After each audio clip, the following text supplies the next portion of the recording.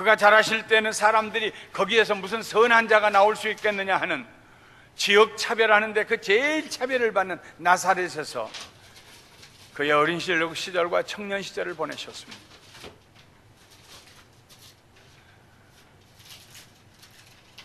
고난과 고통을 많이 겪은 사람처럼 처량하게 보였습니다.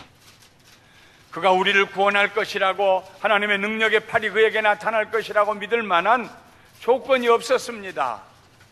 그분이 바로 예수 그리스도이십니다.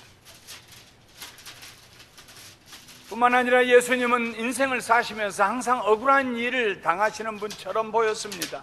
아주 억울한 일은 맡아놓고 당하시는 것 같았습니다. 자기 자신은 아무런 죄와 악을 저지르지 않았음에도 불구하고 어찌된 일인지 남을 위하여 고난에 고난을 당하고 계셨습니다. 선한 일을 행하시면서도 비난을 받으셨습니다. 우리의 허물 때문에 찔림을 당하시고 우리의 죄악 때문에 상함을 당하시고 우리로 하여금 평화를 얻게 하기 위해서 징계를 받으셨고 우리를 고쳐주시기 위해 채찍에 맞으셨습니다. 그 위에다가 여호와께서 우리 모든 사람들의 죄를, 과거와 현재와 미래에 이 땅에 사는 모든 사람들의 죄를 그 예수 그리스도에게 담당시키셨습니다. 왜 예수님께서 그렇게 일방적으로 억울하게 당하셔야 하는지 이해할 수가 없었습니다. 저런 분이 어떻게 우리를 구원한다는 말이에요? 자기도 하나 문제를 해결하지 못하고 밤낮 억울한 일을 당하면서 어떻게 남을 구원해낸다는 말인가? 한 걸음 더 나아가서 예수님은 억울하게 죽임을 당하실 때에도 입을 열지 않으셨습니다. 옆에 있는 강도마저도 이 사람이 죽일 죄를 우리는 알지 못한다고 했음에도 불구하고 억울하게 예수님은 십자가 위에서 죽임을 당하셨습니다. 번역과 신문을 당하시면서도 변명하시거나 자기를 변호하지 않으셨습니다. 그건 오해입니다. 말 한마디 하지 않으셨습니다. 마치 도살장으로 끌려가는 어린 양과 털 깎는 자 앞에서 잠잠한 양같이 그는 입을 열지 않으셨습니다. 그는 악을 행한 적이 없었지만은 악한 강도들과 함께 십자가에 못 박혀 죽으셨습니다. 두 강도 사이에서. 그리고 악인들처럼 제대로 장례식을 거행하지 못하고 부끄러워서 악을 행한 사람들을 끄집어내서 동네 사람 부끄러워서 빨리 묻어버리는 것처럼, 비록 그가 부자의 묘실에 묻히긴 했지만 조급하게 신속하게 그를 위하여 애곡하는 시간도 가지지 못하고 묻히셨습니다. 마치 악한 자처럼. 저분이 우리를 구원하기 위해서 오신 분이라고, 저분이 메시아라고, 어떻게 저런 분이 우리를 구원하실 수 있겠는가? 저렇게 힘없이 죽어가시는 분이, 억울한 일은 도맡아서 하면서도 속 시원하게 변명도 못 하시는 분이, 어디에도 우리를 매력적으로 끌만한 포인트가 없는 분이 어떻게 우리를 구원한다는 말인가? 지금도 유대인들은 예수님을 하나님께서 약속하신 구원자 메시아로 받아들이지 않습니다.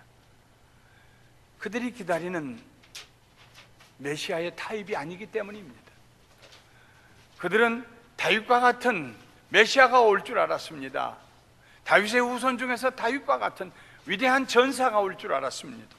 여호와의 팔이 그에게 나타나서 옛날 삼손처럼, 혹은 사자와 곰의 입을 찢었던 다윗처럼 돌 하나로 자기보다 키가 2배 가까이 큰 골리앗을 쳐서 죽였던 다윗처럼 위대한 전사자, 위대한 구원자가 올 줄로 기대하고 있었습니다.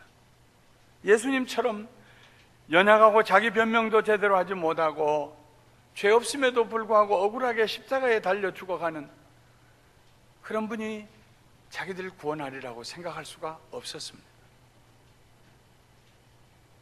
그런데 오늘 우리가 이사야서 53장을 4등분해서 설교를 하면서 마지막 오늘 부활주일에 설교하는 이 10절부터 12절을 읽어보면 비밀의 문이 열리기 시작합니다. 왜 예수 그리스도가 그렇게 낮고 천하게 오셨는가? 왜 그렇게 멸시를 당하셨는가? 왜 그렇게 억울한 말을 듣고 억울한 일을 당하셨는가? 왜 그렇게 죄 없으면서 죽으셨는가? 비밀의 문이 열리고 영광의 빛이 비추어오기 시작합니다. 그리고 그 비밀을 깨달을 수 있게 하나님이 도와주십니다. 마치 새로운 걸 깨닫고 나면은 그가 새로운 삶을 사는 것처럼 하나님의 빛이 우리에게 비춰오기 시작합니다. 이사야 53장 1절부터 9절까지 예수님의 죽으심에 관한 예언이라고 그러면은 10절, 11절, 12절은 예수님의 부활에 대한 예언입니다. 왜 예수님이 그렇게 사셨는가에 대해서 아주 간단하게 선명하고 분명하게 이사야는 예언합니다. 여호와께서, 왜냐하면 여호와께서 그에게 그렇게 상함을 받게 하시기를 원하사 질고를 당하게 하셨기 때문이다.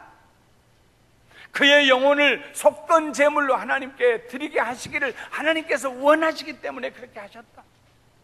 천지를 창조하신 하나님, 성자 하나님께서 피조물 중에 하나인 사람이 되어서 오셔서 가장 낮은 곳에 오셔서 사람도 아닌 빌립보서 2장의 말씀을 빌리면은 종의 형체를 입고 오셔서 갖은 멸시와 비난과 조롱을 당하시면서 그렇게 선하고 의로운 삶을 살던 사람이 없었음에도 불구하고 죄인의 괴수처럼, 죄인 중에 하나처럼 십자가의 강도들 사이에 달려 돌아가신 것, 그 고난을 당하시는 것, 온몸이 찢어지도록 채찍에 맞으시고 머리에 가시면류관을 쓰시는 것, 두 손과 두 발에 쇠못을 박히시고 그 가슴에 창을 받으시고 죽음을 확인하는, 비난을 받으시고 침뱉으심을 당하시고 주먹으로 치심을 받으시고, 이게 말이지요 하늘에 계신 하나님 아버지의 원이고 소원이고 뜻이었다는 것입니다.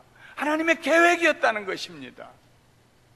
누가 하나님께 그렇게 해달라고 부탁했나요? 누가 우리의 잘못을, 우리의 죄를, 하나님 앞에 범죄한 우리의 죄를 위해서 대신 죽어야 할 사람을 좀 보내달라고 기도했나요? 자기의 죄도 알지 못하는, 죄를 짓고 또 짓는, 개가 토했던 것을 먹는 것처럼 사는 인생들, 누가 고개를 들어서 하나님 나를 구원해 주세요, 이렇게 구원해 주세요, 하나님께 지혜를 드려서 모사꾼이 되어서 하나님에게 알게 한 사람이 누가 있습니까?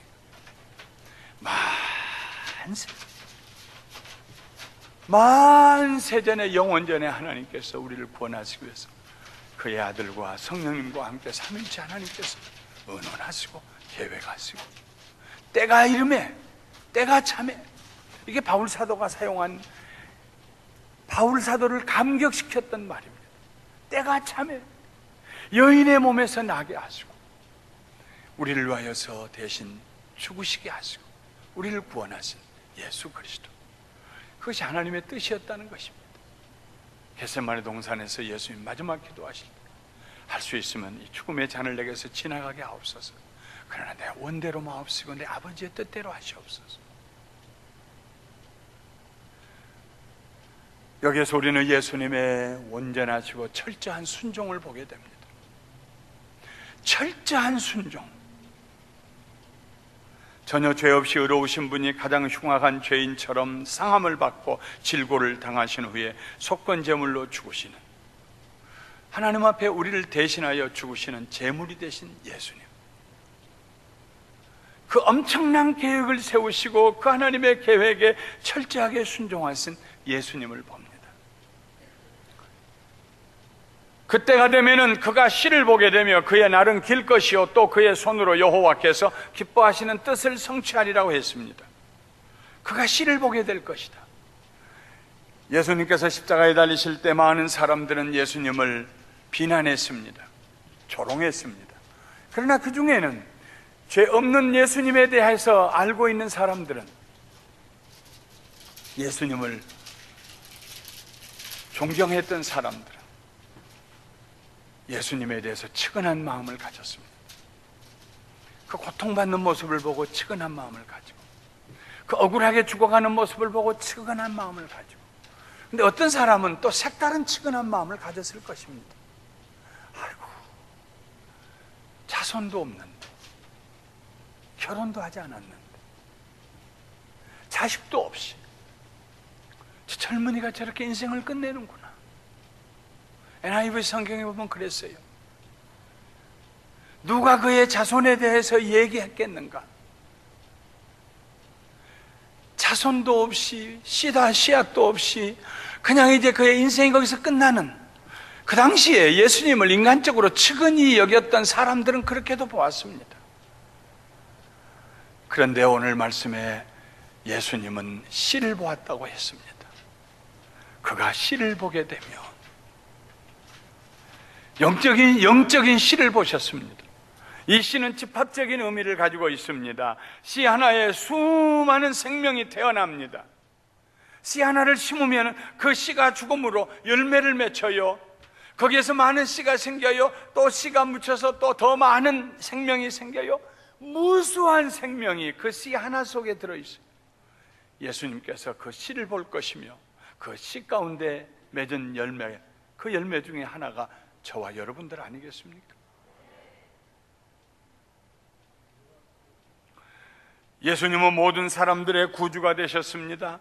그의 이름을 부르는 자는 어떤 형편에 있든지 간에 배웠든지 못 배웠든지 넉넉하든지 부족하든지 남녀노소를 물러나고 예수 이름을 부르는 자는 구원을 받게 해주셨습니다.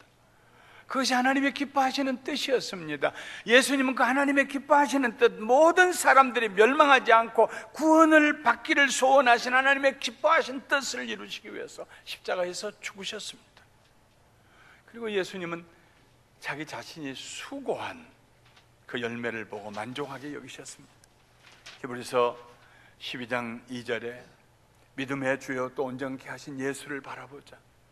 그는 그 앞에 있는 즐거움을 위하여 십자가를 참으사 부끄러움을 개의치 아니하시더니 하나님 보좌 우편에 앉으셨느니라. 예수님이 십자가의 고난을 참으실 때에 절망 가운데 참으신 거 아닙니다. 앞에 있는 즐거움을 보시며 참으셨어요. 그 즐거움이 뭐냐면은 그의 죽으심을 통하여서 나타날 그의 시의 새로운 생명들, 구원받는 자들, 내 아버지 집에 있을 곳이 많도다 하는 그 아버지의 집을 가득 채울 구원받을 영혼들, 그들을 바라보시면서 예수님이 십자가를 참으시고 즐거워하셨다는 말씀입니다. 하나님은 말씀하십니다. 나의 의로운 종이 자기 지식으로 많은 사람을 의롭게 하며 또 그들의 죄악을 친히 담당하리라. 의로운 종과 의롭게 되는 많은 사람들은 끊을 수 없는 관계 속에 있습니다. 예수님이 의로우시기 때문에 예수님을 믿는 우리들도 의롭게 됩니다. 예수님이 우리 안에 계시고 우리가 예수님 안에 있기 때문에 우리는 의로운 사람이 됩니다. 내가 의로운 행위를 해서가 아니고, 우리는 하나님의 나라 갈 때까지 계속 넘어질지도 모릅니다. 고개를 흔들며 난 하나님 왜 이런 생각을 합니까? 좀 순간이라도 좀 의로운 생각하면 안 됩니까? 하나님? 하고 우리 자신의 가슴을 치고 탄식하며 살아갈지라도 예수님이 내 안에 계시고 내가 예수님 안에 있으면은 하나님 보실 때 우리는 의로운 존재, 하나님의 의로운 자녀들이 된 줄 믿습니다.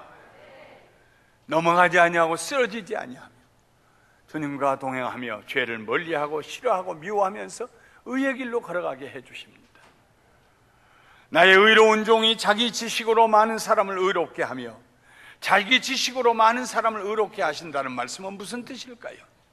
예수님께서 오셔서 선생님처럼 칠판에다 뭘 적어가지고 공식을 적어가지고 학생들을 가르치는 선생님처럼 그의 지식을 우리에게 가르쳤기 때문에 우리가 의롭게 된다는 말씀일까요? 아닙니다. 이 말씀은 예수님이 오셔서 자기에 대한 지식을, 예수님에 대한 지식을 사람들이 알게 하심으로 그 말입니다. 왜 예수님이 십자가에 달리셨는가? 왜 예수님이 십자가에서 죽으셨는가? 왜 그가 죽으셨는가? 예수님이 십자가에서 죽으실 수밖에 없었던 그 지식을, 그 진리를 우리로 하여금 깨닫게 하심으로 그 말입니다. 예수님, 그가 자기 지식으로 자기에 대한 진리를 깨닫게 하심으로, 자신의 십자가의 죽으심을 깨닫게 하심으로 우리로 하여금 의롭다함을 얻게 하셨다는 것입니다. 십자가 밑에 나가서 우리는 고백하지 않습니까? 주님, 저는 죄인입니다. 저는 죄인입니다. 여러분, 십자가 밑에 나아갈 때 비로소 우리는 그리스도의 사람이 됩니다. 십자가 외에 다른 곳에 가서는 그리스도의 사람이 될 수가 없습니다. 예수 그리스도의 십자가 앞에 나갈 때 우리는 가슴을 치고 회개하게 됩니다. 나 같은 죄인 살리신 주 은혜 놀라워. 예수님의 십자가 밑에 나갈 때 우리는 겸손하게 됩니다. 다른 사람보다 내가 낫다고 다른 사람을 짓누르지 않습니다. 탐욕의 노예가 되지 않습니다. 예수 그리스도의 십자가 밑에 나가면은요, 그 앞에 나가면은 십자가에 달리신 그리스도를 바라보는 순간에 우리는 새로운 존재가 됩니다. 그리스도의 사람이 됩니다. 그리스도에 대한 지식이 우리를 자유하게 합니다. 우리를 의롭게 합니다.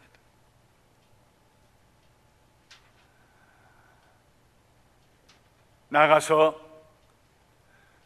하나님 말씀하십니다. 그러므로 내가 그에게 종기 환자와 함께 몫을 받게 하며 강한 자와 함께 탈취한 것을 나누게 하리니, 내가 내 아들 그리스도가 십자가에 달린 예수 그리스도가 종기 환자와 함께 그 몫을, 자기 가진 것을 나누게 하며 강한 자와 함께 자기가 가지고 있는 것을 탈취한 몫을 나누게 하겠다는 말씀입니다. 이 말씀은 순서를 좀 바꿔서 이해해야 이해가 되는데요, 이렇게 이해하면 됩니다. 예수님이 십자가 위에서 하나님 말씀에 순종하고 달려 돌아가심으로써 모든 사람들의 죄가 다 사함을 받고 용서함을 받고 하나님의 자녀가 될 수 있는 놀라운 새로운 장을 여셨습니다. 십자가 위에서. 엄청난 축복입니다. 용서의 축복이요, 하나님 자녀가 되는 축복입니다. 엄청난 축복을 십자가 위에서 예수님이 이루셨어요. 내가 다 이루었다 할 때.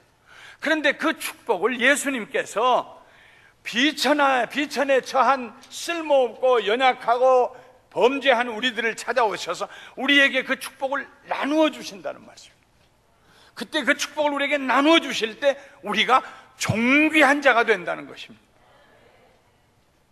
연약하여 쓸모없을 때 죄를 이기지 못하고 탄식하며 그늘 가운데서 숨어 지내는, 양심의 가책과 죄책감에 눌려서 숨어 지내는, 마음먹은 대로 한 번도 살 수가 없고 하는 일마다 항상 죄를 범하는 일이 되는 그런 죄악 가운데 있던 우리들에게 예수님께서 십자가에서 이루신 그의 용서, 하나님의 자녀가 되는 은혜, 이 하나님 예수님이 십자가에 이루신 그 포션을 가지고 오셔서 연약한 우리들에게 나눠주실 때, 사랑하는 성도 여러분, 우리는 죄를 이길 수 있는, 우리는 하나님의 뜻을 따라 살 수 있는 강한 하나님의 자녀가 되는 줄 믿습니다.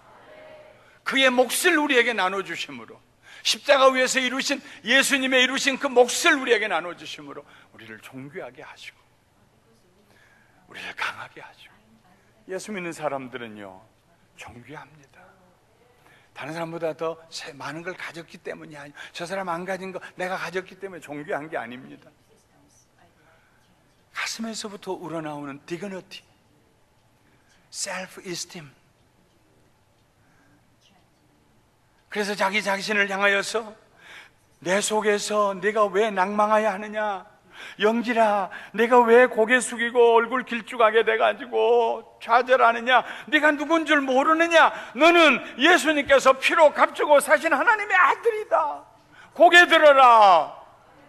우리 자신을 향하여서 객관적으로 말할 수 있는 이런 존귀함, 자기가 존귀하기 때문에 다른 사람을 존귀하게 여길 수 있는 이런 축복, 넘어지지 아니하고 자빠지지 아니하고 다시 일어설 수 있는 강인함, 내게 능력 주시는 자 안에서 내가 모든 것을 할 수 있다고 외치는 강한 자. 사랑하는 성도 여러분, 우리 모두는 강한 성도입니다. 할렐루야. 강한 성도입니다. 사탄을 대적하고 원수의 신을 회파하고 음부의 권세를 깨뜨리고 그 문을 부수고 들어가서 예수 믿도록 전도하고 구원으로 인도할 수 있는 강한 사람들입니다. 예수님께서 십자가 위에서 그가 이루신 그 용서와 축복을 우리에게 나누어 주셨기 때문에 조금씩 조금씩 나눠주신 것이 아니라 예수님이 이루신 그 모든 것을 우리에게 다 주셨어요. 오병이어의 그건 한 사람 몫인데 한 사람마다 오병이어를 다 주신 것처럼 우리에게 그 능력을 주셨어요. 어깨 펴십시오. 담대하시기요. 능력의 사람들이 되시기를 주님의 이름으로 축원합니다. 그가 자기 영혼을 버려 사망에 이르게 하며 범죄자 중 하나로 헤아림을 받았느니라. 그러나 많은 사람의 죄를 담당하며 범죄자를 위하여 기도하였느니라. 왜 우리가 하나님 앞에 존귀한 자가 됩니까? 강한 자가 됩니까? 왜 예수님의 것이 우리의 것이 됩니까? 예수님께서 스스로 자기의 영혼을 버리시고 사망에 이르게 하시며 범죄자 중 하나로 헤아림을 받으셨고 많은 사람의 죄를 담당하시며 범죄자를 위해서 기도해 주셨기 때문입니다. 아버지, 저들을 사하여 주옵소서. 자기들이 하는 것을 알지 못하니이다. 십자가에 달리셔서 제일 처음 입을 열어서 하신 말씀입니다. 용서의 기도입니다. 그의 옷을 제비 뽑는 로마의 병정들, 그를 십자가에 못 박았던 병정들을 위한 기도만이 아닙니다. 그를 죽이도록 위협하고 십자가에 못 박으라고 소리쳤던 대제사장들과 그의 무리들을 위한 기도만이 아닙니다. 하나님의 아들 예수, 그들을 위하여 구원하기 위해 세상의 구원자로 오신 예수님을 거절한 모든 사람들을 위한 대제사장의 기도입니다. 하나님, 저들을 용서하여 주세요. 저들이 알지 못해서 그럽니다. 저들에게 진리의 빛을 비추어 주시고 알게 해주세요. 깨닫게 해주세요.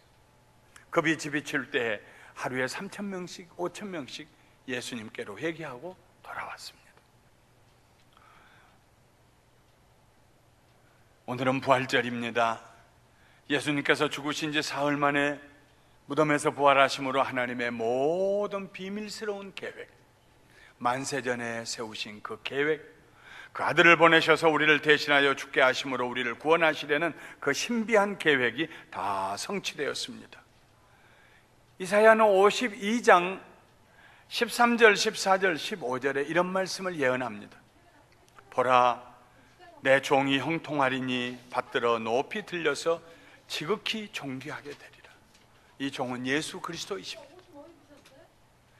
받들어 높이 들려서 지극히 존귀하게 되리라. 전에는 그의 모양이 타인보다 상하였고 그의 모습이 사람들보다 상하였으므로 많은 사람들이 그에 대하여 놀랐거니와 놀라기만 했습니까? 조롱하고 비난했죠. 그러나 그가 이제는 나라들을 놀라게 할 것이며 왕들은 그로 말미암아 그들의 입을 봉하리니 이는 그들이 아직 그들에게 전파되지 아니한 것을 볼 것이요 아직 듣지 못한 것을 깨달을 것입니다.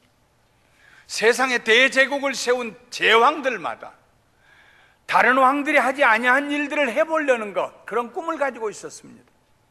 진시황제는 만리장성을 쌓아보려고 하고 모든 왕들이 자기의 왕조를 세우면서 나만이 할 수 있는 이전에 없었던 그런 일을 해보고 싶어하는 그런 욕망을 가지고 있었어요. 그러나 그 모든 왕들이 예수님을 만날 때에는 자기들이 할 수 없는 일을 하신 분, 사람들을 구원할 수 없는데 자기들은 그 예수는 사람들을 구원하셨다. 나를 구원하셨다. 그래서 모든 왕들이 놀랄 거라는 말입니다. 그렇게 멸시받았던, 그렇게 무시당했던, 천대받았던 낮은 곳에서 연한 숨같이 땅 위로 올라오는 가는 실뿌리같이 세상에 오셨던 예수님, 온갖 오해를 받으시고 죄 없으시지만 죄인처럼 십자가에 못 박아 돌아가실 때 입을 열지 아니하셨던 그 예수님, 안 됐다 생각했었는데 알고 보니까 그분은 우리를 구원하기 위해서 오신 분이요, 그분은 우리를 살리기 위해서 오신 분이요, 그분은 우리를 존귀하게 하기 위해서 오신 분이요, 그분은 우리를 강하게 하기 위해서 오신 분이요, 그분은 우리에게 생명을 주기 위해서 오신 분이다. 이걸 깨닫고 왕들이 놀랄 것이라는 말입니다. 왕만 놀랐나요? 우리는 안 놀랐습니까? 오늘 이 부활절에 사랑하는 성도 여러분, 여러분과 내 가슴에 느낌표가 하나, 둘, 셋, 7개, 100개, 어떻게 이런 일이, 주님, 어떻게 이런 일이, 어떻게 나 같은 죄인을 용서하시고, 어떻게 나같이 쓸모없는 자를 유용한 자로 만드시고, 나에게 소망을 주시고, 바르게 살게 하셨습니까?